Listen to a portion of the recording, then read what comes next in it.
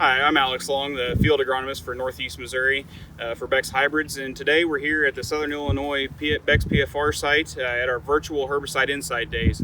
The study I'm standing in front of is a glyphosate and glufosinate carrier rate study. As you can see on my right, we have straight glyphosate as well as straight Liberty on my left.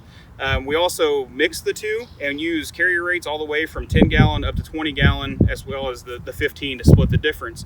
Unsurprisingly to no one, we find that 20 gallon does seem to be the right carrier rate when you're running any of the products or the tank mix especially.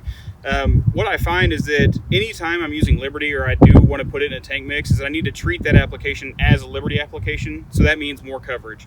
And generally what you see with more gallons is that coverage.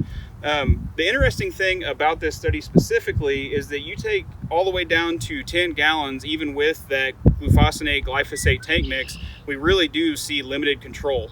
It's more in the 50% control range, whereas you get up to the 15 and 20 gallon with either the Liberty by itself or the tank mix, we're up at that 90-99% on water hemp.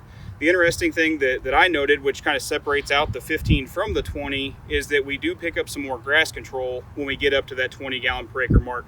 And that's where I always try to fall back on, or that's my constant recommendation to guys, is that we need more water if at all possible. So on a minimum side, 15 gallon will probably get you by, but if you do have a lot of grass pressure, it's always a good idea to look at that 20 gallon per acre mark. So I think with that, thank you.